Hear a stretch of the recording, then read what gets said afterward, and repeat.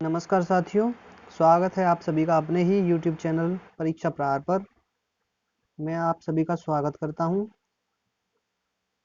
आज हम ज्योग्राफी के अंतर्गत एक बहुत ही इम्पोर्टेंट टॉपिक पर चर्चा करने वाले हैं, जो कि भारत में प्रवाहित होने वाली नदियां हैं, उनका जो अपवाह तंत्र है उसके विषय में।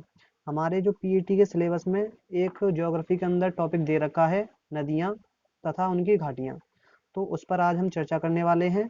यह एक विस्तृत चर्चा रहेगी, जिसमें जो भी क्वेश्चन बनने की संभावना होती है, साथ ही साथ उसको हम डिस्कस करेंगे।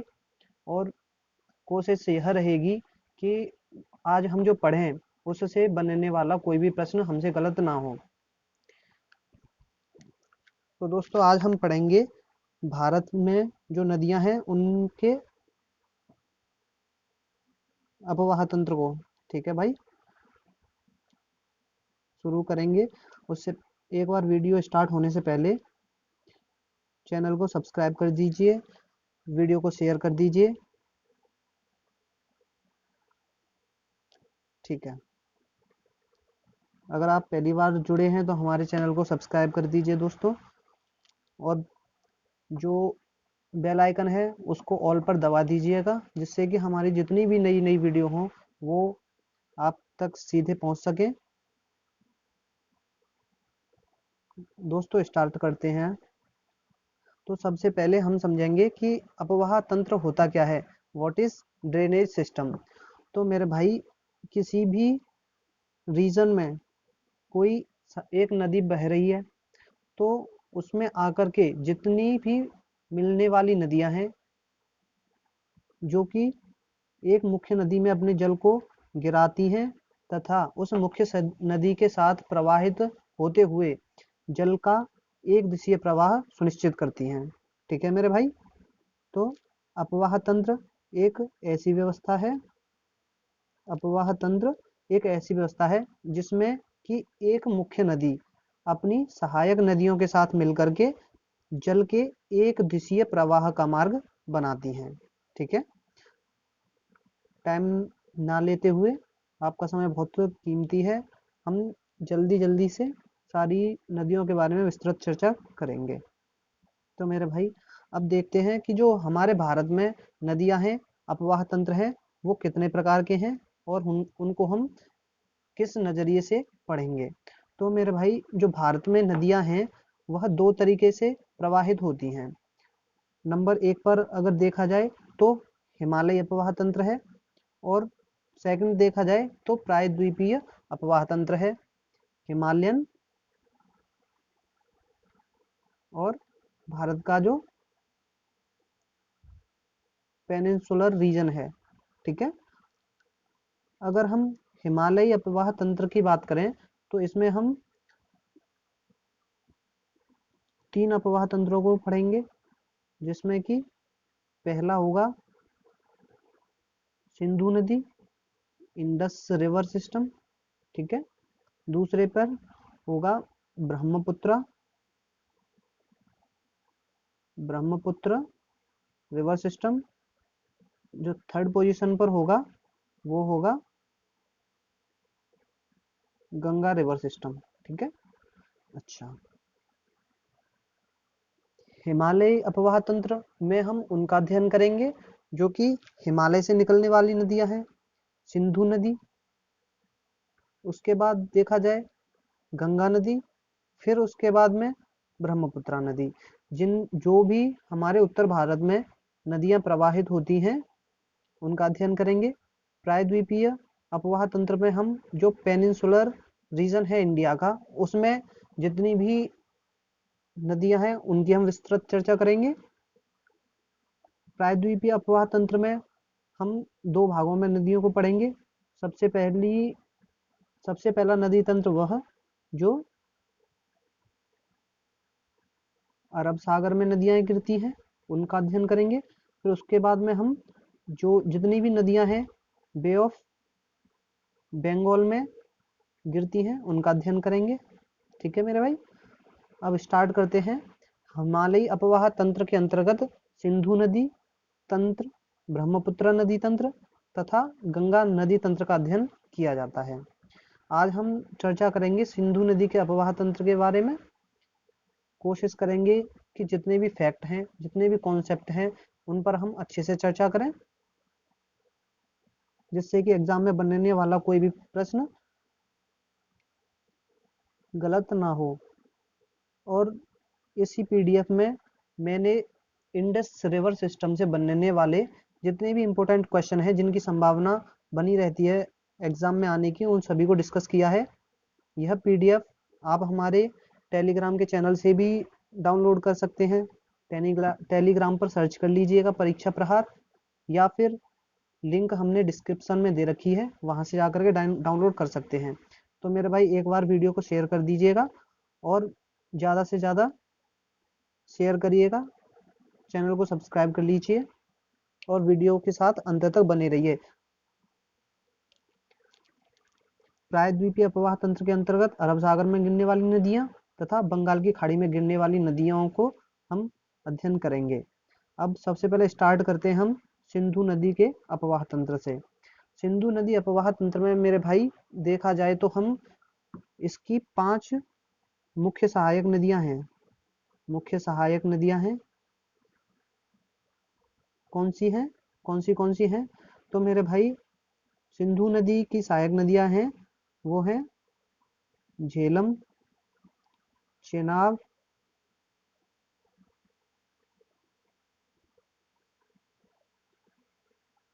रावी, व्यास तथा सतलुज। इसकी मुख्य सहायक नदियां ये 5 हैं, जो कि दक्षिण की ओर से आकर के सिंधु नदी में मिल जाती हैं, या फिर कहें तो हम बाएं तट पर मिलने वाली सिंधु की सहायक नदियां हैं। एक सेकंड मेरे भाई।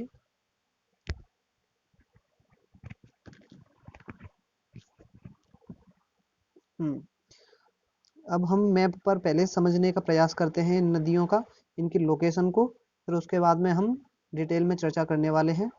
तो भाई ये जो है यह चाइना का रीजन है, ठीक है।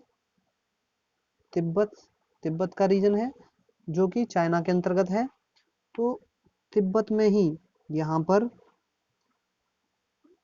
अगर मैं बात करूं तो एक पर्वत श्रेणी है जिसको हम कहते हैं कैलाश पर्वत श्रेणी। कैलाश पर्वत श्रेणी, इस कैलाश पर्वत श्रेणी में ही एक ग्लेशियर है जिसका नाम है चेमा युंगडुंग। चेमा युंगडुंग ग्लेशियर। इसी में यहाँ पर एक नदी का ओरिजिन होता है।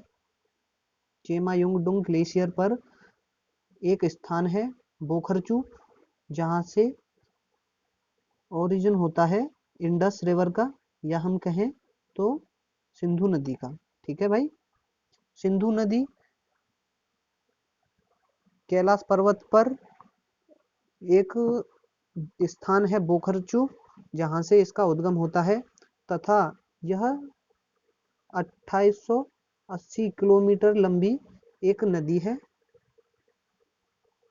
2880 किलोमीटर लंबी नदी है सिंधु नदी, जिसका अगर प्रवाह क्षेत्र की हम भारत में बात करें तो लगभग 1114 किलोमीटर भारत में प्रवाहित होती है, फिर उसके बाद में पाकिस्तान में चली जाती है।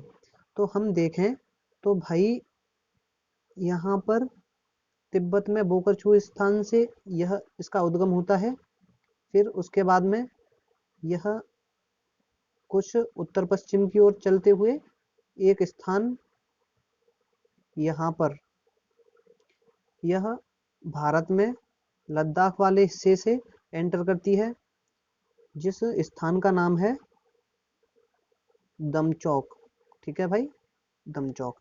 उसके बाद में उत्तर की तरफ बढ़ते हुए यह ऊपर की तरफ हमारा लद्दाख है, लद्दाख श्रेणी है।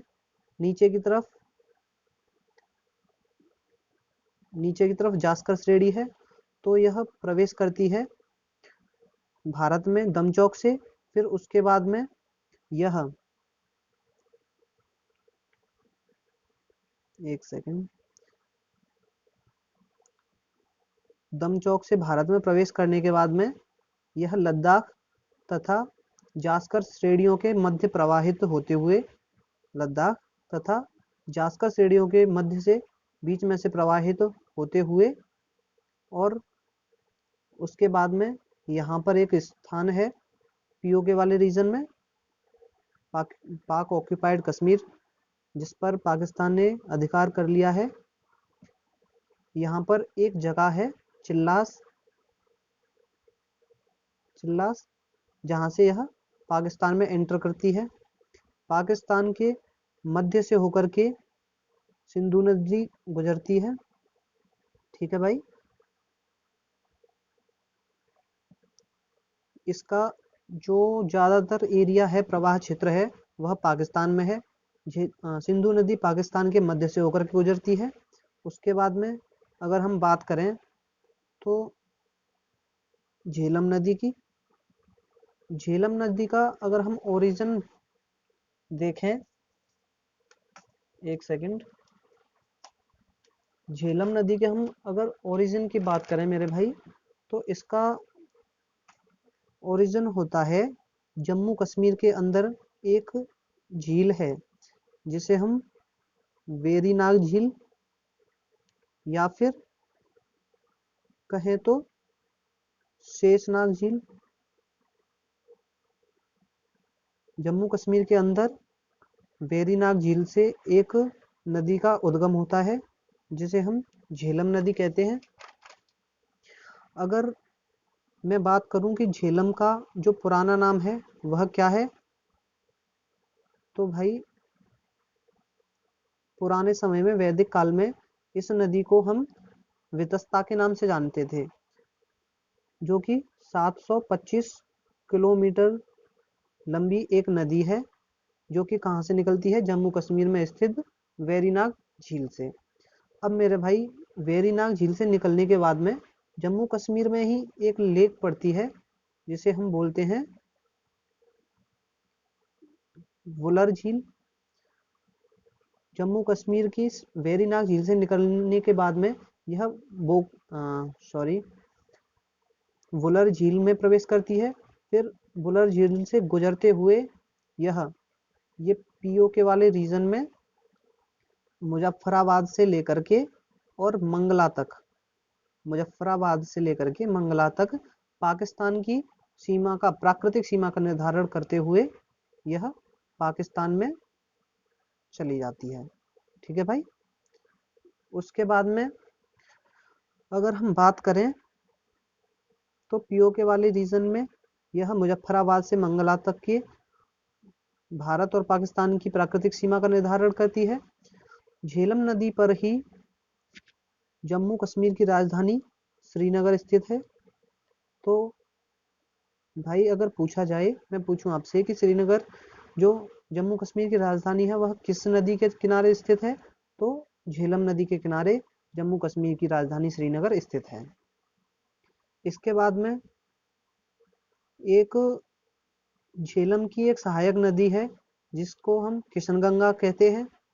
इसी झेलम नदी पर मंगला परियोजना है, किशन परियोजना है, तुलबुल परियोजना है, और जो उरी बांध है, उरी डैम है, उसकी स्थापना भी झेलम नदी पर की गई है। उसके बाद में अगर भाई बात की जाए हिमाचल प्रदेश के अंदर, यहाँ एक बारालाचा दर्रा है। ठीक है भाई, बारालाचा दर्रा हिमाचल प्रदेश में है। यहाँ से एक नदी का उद्गम होता है जिसको हम चेनाब कहते हैं, जो कि जिसकी लेंथ कितनी है, लगभग 1800 किलोमीटर है। और मेरे भाई सिंधु नदी की सबसे बड़ी सहायक नदी चेनाब नदी है। कौन सी है? चेनाब नदी। तो चेनाब नदी लगभग 1800 किलोमीटर लंबी नदी है।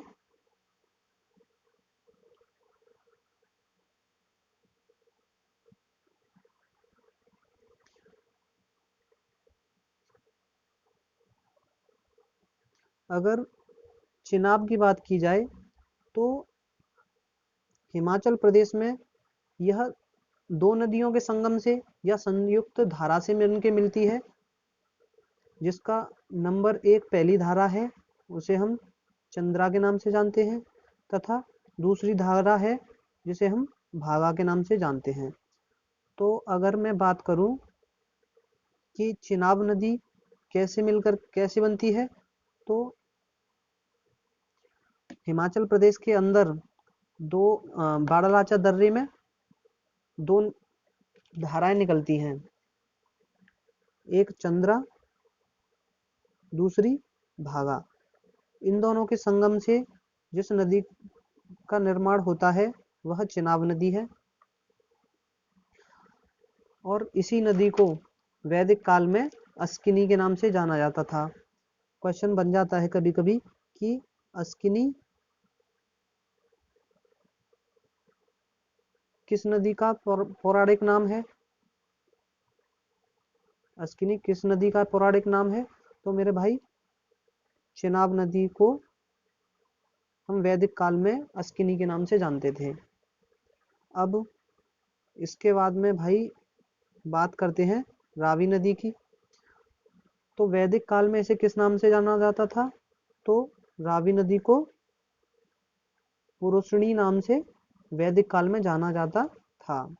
अगर मैं इसकी लंबाई की बात करूं तो रावी नदी की लंबाई लगभग 725 किलोमीटर है, तथा इसका ओरिजिन रोहतांग दर्रे से माना जाता है, रोहतांग पास से माना जाता है।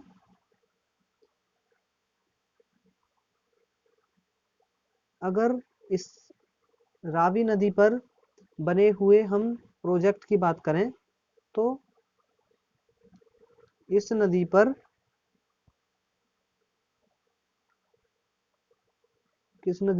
रावी नदी पर थीन बांध बना हुआ है। बहुत ही इंपॉर्टेंट है ये परीक्षा के नजरिए से। रावी नदी पर थीन बांध बना हुआ है। इसके बाद हम देखें ब्यास नदी।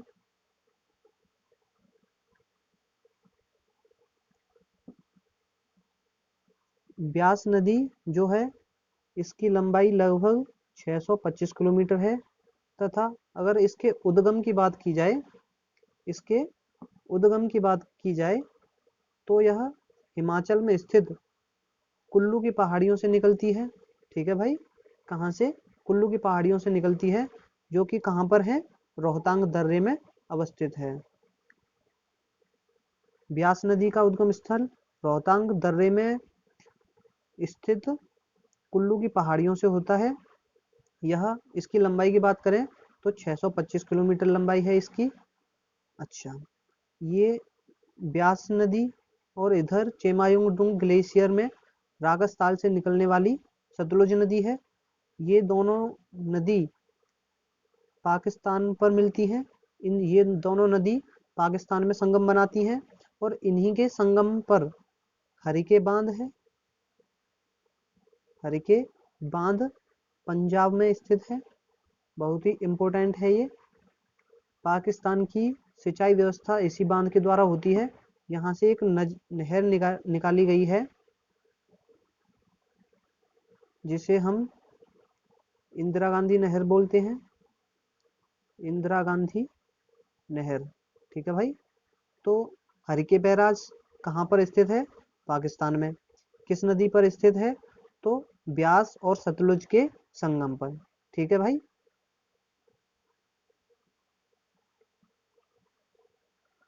अगर मैं और बात करूं तो ब्यास नदी पर ही हमारे पोंग बांध है। पोंग बांध किस नदी पर स्थित है? तो ब्यास नदी पर है। इंदिरा गांधी नहर ब्यास नदी पर अवस्थित है। ठीक है। अब इस तिब्बत वाले रीजन में ही मैं बात करूं तो मानसरोवर के पास में रागस्थाल या राक्षसताल एक झील है, जहां से ओरिजिन होता है सतलुज नदी का। तो भाई मैं बात करूं तो पाकिस्तान में सबसे एक सॉरी पंजाब में प्रवाहित होने वाली सबसे लंबी नदी सतलुज है। ठीक है, सतलुज नदी है। सतलुज और ब्यास नदी पंजाब में मिलती हैं हरिके नामक स्थान पर, जहां पर हरिके बैराज नामक एक बैराज बनाया गया है। ब्यास नदी पंजाब में जाकर के सतलुज पर मिलती है। ठीक है, ये फिर एक धारा के रूप में चली जाती है। ठीक है, चिनाब नदी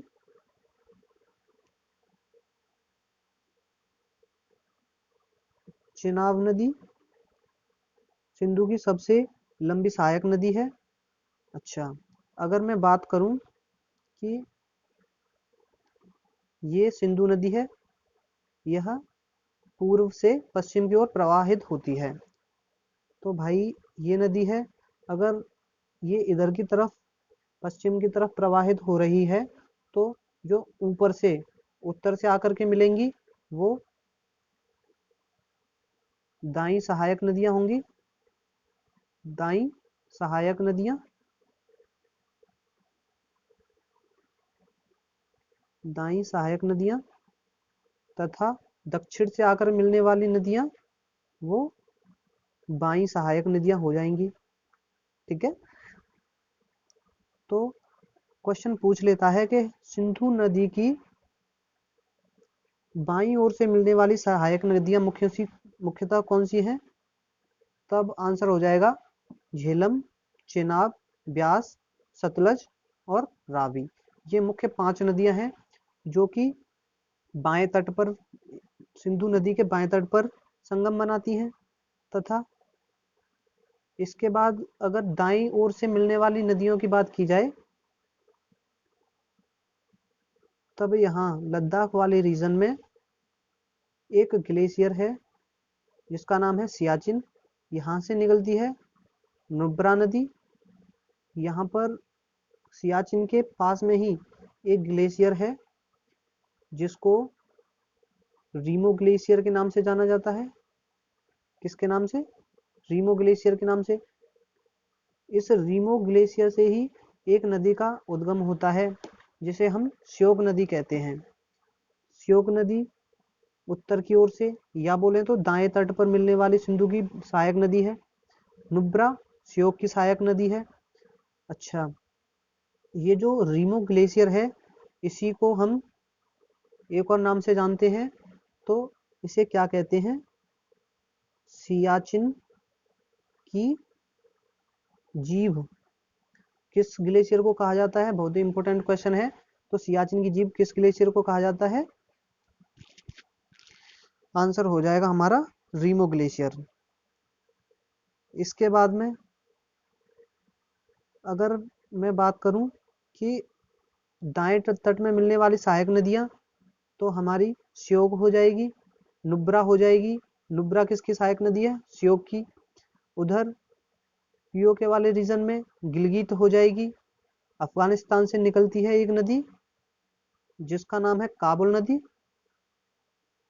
वह इसकी सहायक नदी हो जाएगी। काबुल नदी की एक सहायक नदी है जिसे हम स्वात स्वात के नाम से जानते हैं, स्वात नदी। अच्छा भाई, ये जो स्वात नदी है यह इसे हम पाकिस्तान के स्वर्ग के नाम से भी जानते हैं, हेवन ऑफ पाकिस्तान। ठीक है, कौन सी नदी घाटी है? तो स्वात नदी घाटी। ठीक है भाई, इसके बाद में दाएं तट से मिलने वाली नदी है सहायक नदी, कुनार है, कुर्रम है, गोमल है। ठीक है, अब हम एक एक करके डिटेल में चर्चा करने वाले हैं सिंधु अपवाह तंत्र की। ठीक है भाई, आगे बढ़ें तो सबसे पहले हम पढ़ते हैं सिंधु नदी को। तो सिंधु नदी का उद्गम जो मानसरोवर झील है उस वहीं पर एक स्थान है जिसे बोकरचू कहा जाता है, वहीं से उद्गम होता है सिंधु नदी का। अगर बात की जाए कि किस पर्वत श्रेणी में स्थित है, तो कहाँ से, किस पर्वत श्रेणी से उद्गम होता है? तो कैलाश कैलाश पर्वत श्रेणी से। ठीक है, अब सिंधु नदी जो कि कितनी लंबाई है, 2880 किलोमीटर। ठीक है, इसका भारत में प्रवाह क्षेत्र लगभग 1114 किलोमीटर है। उद्गम कहाँ पर होता है, मानसरोवर के पास स्थित एक ग्लेशियर बोखरचू से। ठीक है, और सिंधु नदी की अधिकतम लंबाई पाकिस्तान में है। ठीक है, सिंधु नदी की भारत में लंबाई लगभग 1114 किलोमीटर है। सिंधु नदी को तिब्बत में सेंगे खंबाव के नाम से जाना जाता है। सेंगे खंबाव यानी कि शेर का मुख। सेंगे खंबाव का मतलब होता है शेर का मुख। ठीक है भाई, तिब्बत में सिंधु नदी को ही सेंगे खंबाव के नाम से जाना जाता है। यह नदी हिमालय की नदी है, परा हिमालय की, सॉरी, परा हिमालय से मतलब है कि हिमालय से परे की नदियां। मान के चलो ये भारत है, ये इस तरफ हमारा भारत है। ठीक है, यह है हिमालय, इस तरफ कौन सा रीजन है, चीन का रीजन है। तो यह उद्गम कहाँ से होती है, चीन का ही तो अधिकार है तिब्बत पर। तो हिमालय के उस तरफ की नदियां यानी कि हिमालय से परे की नदियां हैं, इसलिए हम इस नदी को क्या कहते हैं, हिमालय की, परा हिमालय की नदियां बोलते हैं। सिंधु नदी भारत में एंटर करती है लद्दाख, लद्दाख वाले रीजन से। रीजन का नाम क्या है, तो मैं बात करूं दमचौक। भारत में दमचौक में एंटर करती है तथा एग्जिट कहाँ से करती है, पीओके वाले रीजन में एक स्थान है जिसका नाम है चिल्लास, वहां से यह एग्जिट करके पाकिस्तान में प्रवेश कर जाती है। तो सिंधु नदी लद्दाख तथा जास्कर श्रेणी के मध्य से होकर बहती है। यह जो सिंधु नदी है लद्दाख को काट करके एक गॉर्ज का निर्माण करती है, एक महाखंड का निर्माण करती है। ठीक है, अच्छा, अब पढ़ें तो सिंधु नदी दमचौक नामक स्थान से भारत में प्रवेश करती है तथा पीओके में स्थित चिल्लास नामक स्थान पर भारत से निकलती है तथा प्रवेश किस में करती है, पाकिस्तान में। अच्छा, सिंधु नदी पाकिस्तान की सबसे लंबी नदी है तथा सिंधु नदी पाकिस्तान की राष्ट्रीय नदी भी है। जिस तरह भारत की राष्ट्रीय नदी गंगा है, उसी तरह पाकिस्तान की राष्ट्रीय नदी की बात करें तो कौन सी हो जाएगी, सिंधु नदी। सिंधु नदी पाकिस्तान के बीचों बीच से होकर बहती है। इसी सिंधु नदी से पाकिस्तान ने बहुत सी नहर निकाली है, जिससे कि पाकिस्तान में सिंचाई का स्तर बहुत ही अच्छा हुआ है। ठीक है भाई, अगर मैं बात करूं तो श्योक, गिलगित, स्वात, कुर्रम, गोमल आदि उत्तर की ओर से मिलने वाली सिंधु की सहायक नदियां हैं।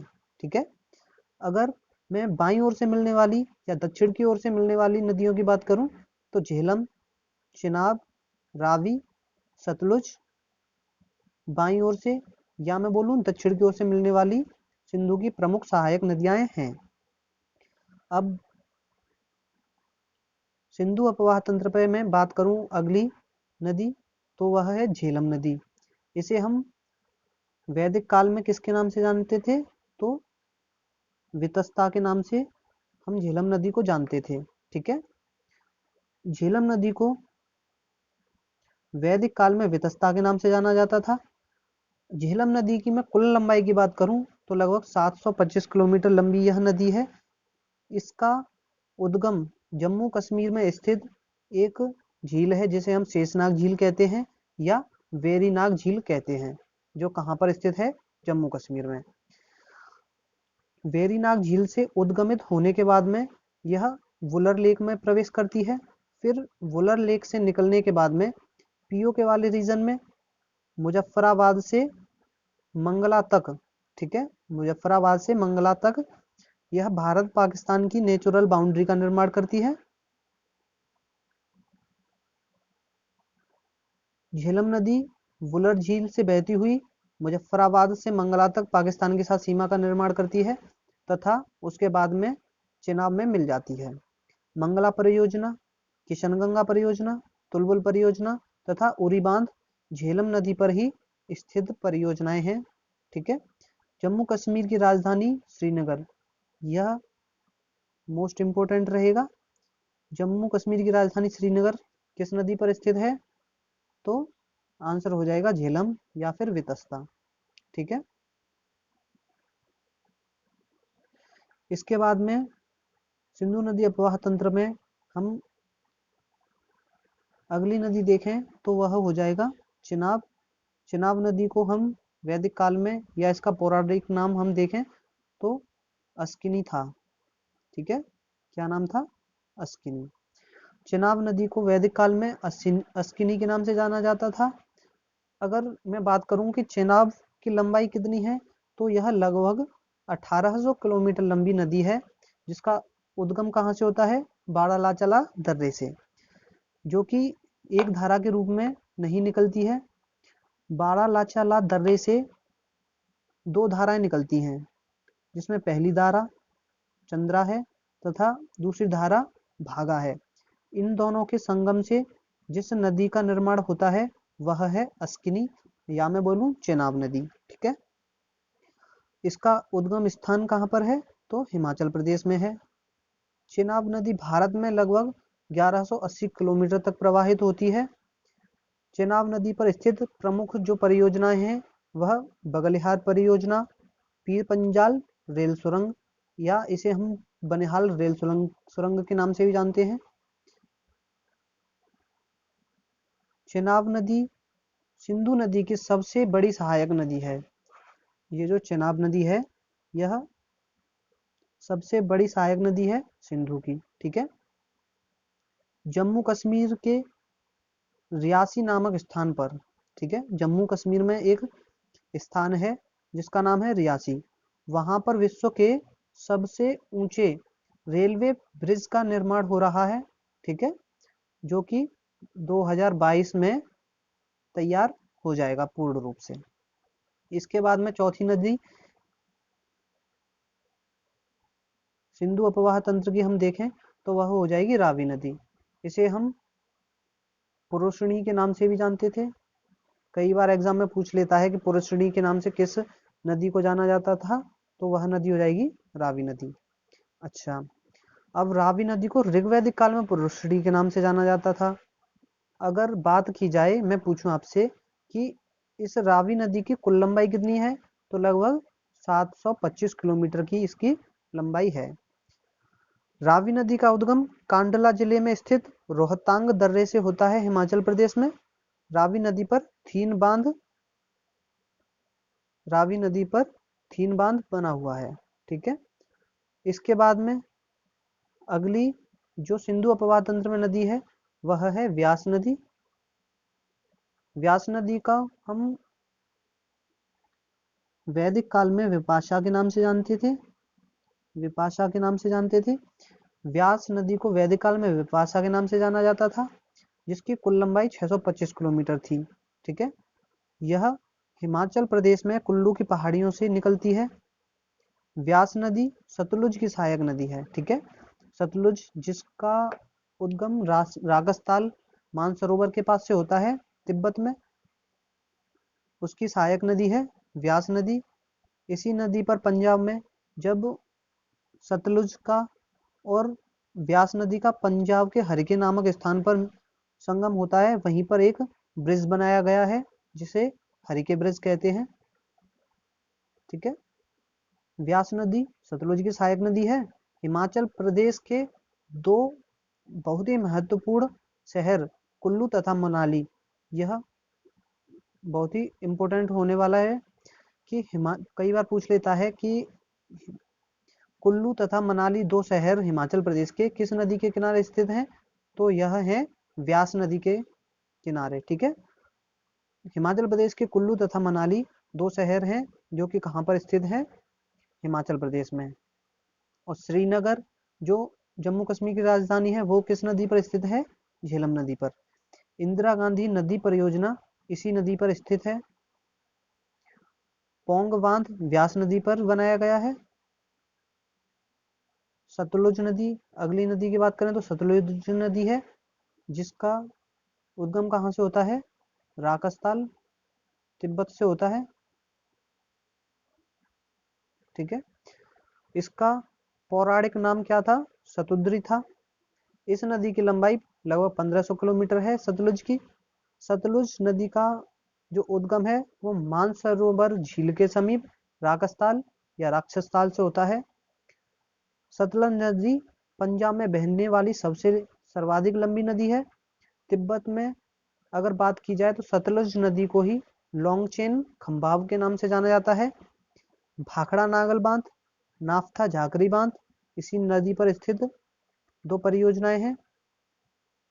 सिंधु, ब्रह्मपुत्र तथा सतलज नदियों को, ये तीन ऐसी नदियां हैं जिनका उद्गम तिब्बत से होता है, इसलिए हिमालय के परे से होता है।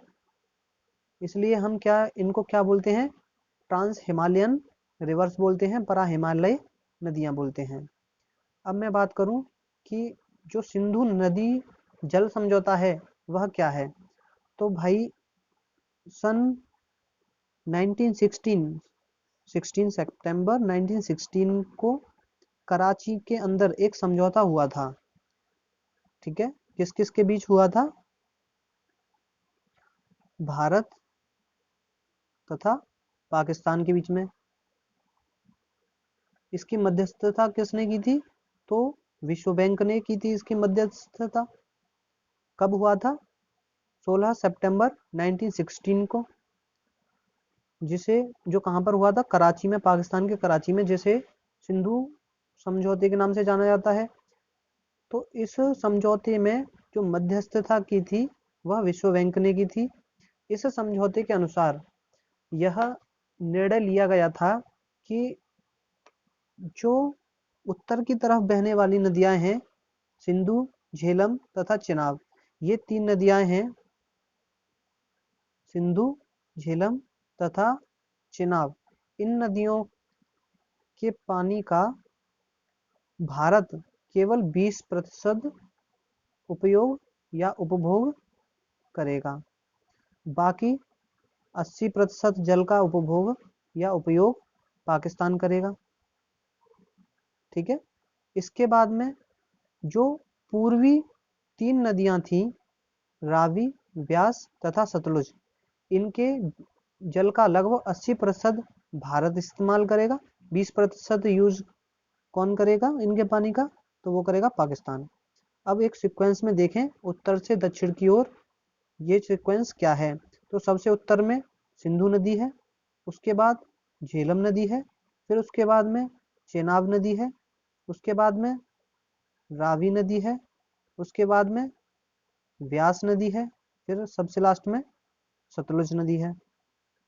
सतलुज का पुराना नाम क्या था? तो सतुद्री था, सतुद्री था। झेलम का पुराना नाम वितस्ता था। रावी का पुराना नाम पौरुषणी था। व्यास का पुराना नाम विपाशा था, ठीक है।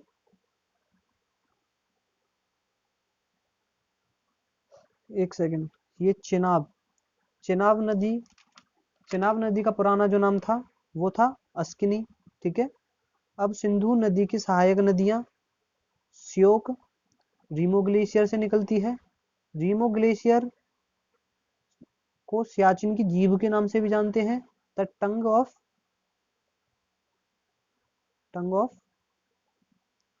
सियाचिन के नाम से किसे जाना जाता है? तो वह है रीमो ग्लेशियर को, ठीक है। उसके बाद श्योक नदी की सहायक नदी नुब्रा, कई बार पूछ ली जाती है कि नुब्रा का उद्गम स्थल क्या है। तो सियाचिन ग्लेशियर से यह उद्गमित होती है। किसकी सहायक नदी है? तो श्योक की ट्रिब्यूटरी है, ठीक है। बहुत ही इंपॉर्टेंट है, पूछा जाता है अक्सर एग्जाम में। अब बात करें कि सिंधु नदी के जो दोआब क्षेत्र हैं, दोआब क्षेत्र में बात करूं तो कोई दो नदियां हैं जो बह रही हैं।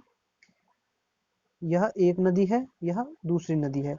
तो इसके बीच में स्थित एक फर्टाइल रीजन, ठीक है, दो नदियों के मध्य स्थित एक फर्टाइल रीजन कैसा होता है यह, उपजाऊ भूमि होती है, उसे हम क्या कहते हैं, तो उसे हम दोआब के नाम से जानते हैं। ठीक है, इस दोआब का निर्माण कब होता है, जब इन नदियों में बाढ़ की स्थिति उत्पन्न होती है, तो इसका जल बढ़कर कुछ क्षेत्र में फैल जाता है, उसी क्षेत्र को हम दोआब के नाम से जानते हैं, जो कि कैसा होता है, उपजाऊ होता है। अब हम पढ़ें कि सिंधु नदी के जो दोआब क्षेत्र, सिंधु नदी अपवाह तंत्र के द्वारा जो दोआब क्षेत्रों का निर्माण होता है, उन्हें हम किस किस नाम से जानते हैं, तो सबसे पहले सिंधु तथा झेलम। उत्तर से दक्षिण की ओर देखते हैं तो सबसे ऊपर है सिंधु नदी, इंडस रिवर, उसके बाद में आती है हमारी झेलम रिवर। तो इन दोनों के बीच में इंडस तथा झेलम नदी, इनके बीच में जो दोआब क्षेत्र होता है, इसी को हम ना जानते हैं सिंधु सागर के नाम से।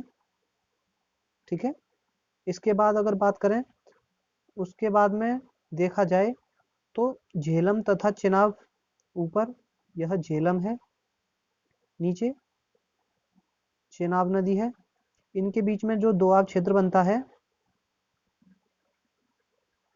इसको चल दोआब के नाम से जाना जाता है। एग्जाम में पूछे जाते हैं ये पॉइंट।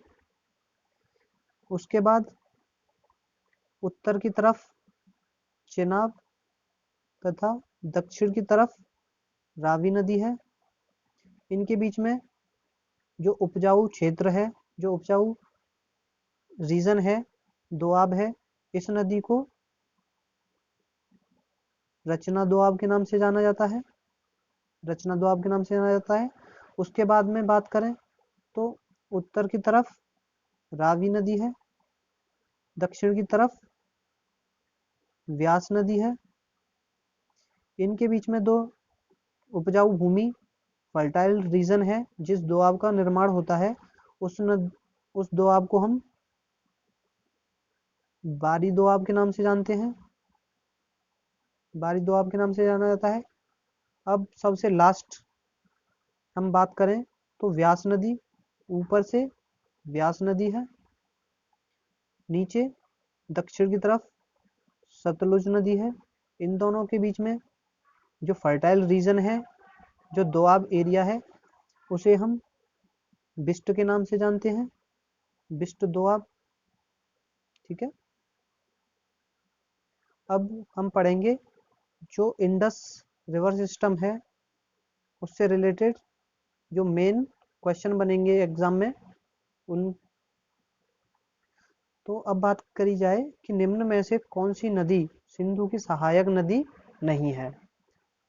तब देखें, श्योक नदी सिंधु की सहायक नदी है, जो कि कहाँ से मिलती है, सिंधु के दाईं ओर से, राइट ट्रिब्यूटरी है श्योक नदी, किसकी, सिंधु की। उसके बाद में बात करूं मैं गिलगित की, तो पीओके वाले रीजन से उद्गम होता है गिलगित नदी का, यह भी सिंधु नदी की राइट ट्रिब्यूटरी है। उसके बाद में मैं बात करूं जास्कर की, तो जास्कर श्रेणी से निकलने वाली एक नदी है जास्कर, जो कि सिंधु सिंधु नदी में बाईं ओर से मिलती है। मैं बोलूं तो लेफ्ट ट्रिब्यूटरी, सिंधु नदी की लेफ्ट ट्रिब्यूटरी है।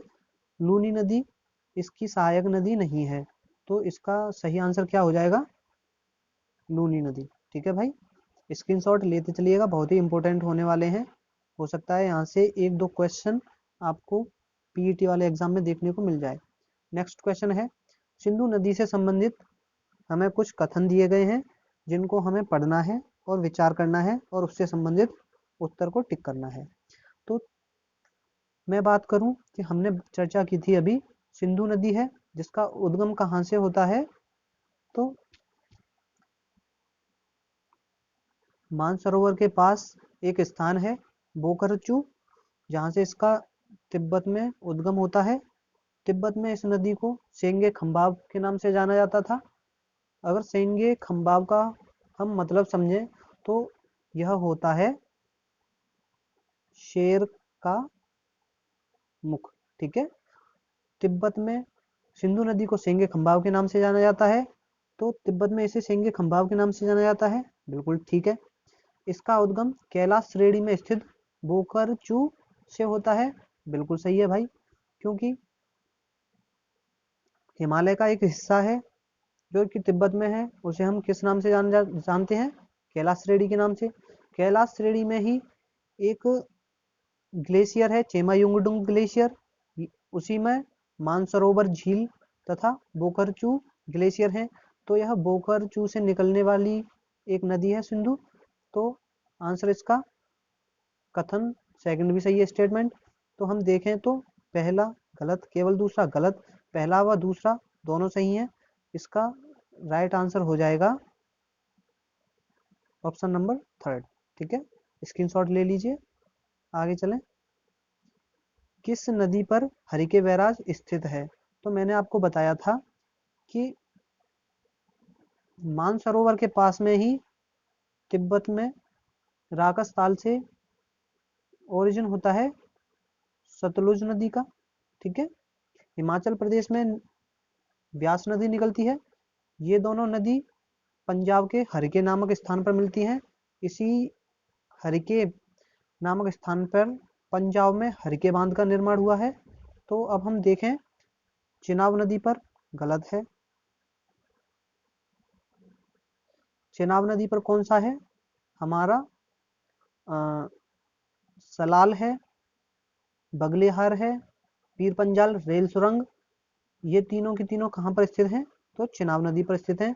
ऑप्शन नंबर फर्स्ट हमारा गलत हो जाएगा। उसके बाद में मैं बात करूं झेलम नदी पर, तो झेलम नदी पर किशनगंगा इसकी सहायक नदी है। किशनगंगा झेलम नदी की सहायक नदी है। तुलबुल परियोजना तथा उरी बांध झेलम नदी पर स्थित है। ठीक है, ऑप्शन नंबर सेकंड भी हमारा क्या हो जाएगा? गलत हो जाएगा। थर्ड बात करें हम तो रावी तथा झेलम के संगम पर, ये वाला भी गलत है, क्योंकि जो हरिके बैराज है वह कहाँ पर है? पाकिस्तान में है। यहीं से इंदिरा गांधी नहर निकाली गई है। हरिके बैराज पाकिस्तान के हरिके नामक स्थान पर है। तो किसके संगम पर है? सतलुज तथा ब्यास नदी के संगम पर है। स्क्रीनशॉट लेते चलिए इसका।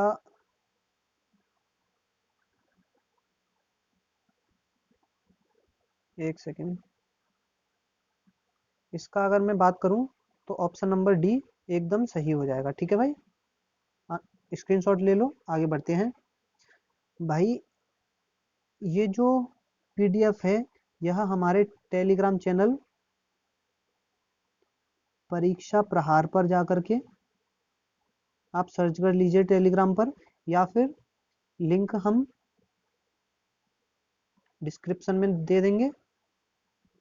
अधिक से अधिक जुड़िए हमारे चैनल से, जिससे कि हम और भी अच्छी वीडियो, उपयोगी वीडियो आप तक पहुंचा सकें। चैनल को सब्सक्राइब कर दीजिए और अपने दोस्तों तक फैला दीजिए। ठीक है भाई, आगे बढ़ें तो नेक्स्ट क्वेश्चन है, पंजाब में प्रवाहित होने वाली सबसे लंबी नदी कौन सी है? नंबर एक सतलुज, उसके बाद में व्यास, उसके बाद चेनाब, फिर सिंधु। तो मेरे भाई पंजाब की सबसे लंबी नदी प्रवाहित होने वाली सतलुज है। इसके बाद में आगे बढ़ें तो निम्न में से कौन सी नदी ट्रांस हिमालय की नदी नहीं है? यानी कि कौन सी नदी ऐसी है जिसका उद्गम तिब्बत से नहीं होता? सतलुज नदी।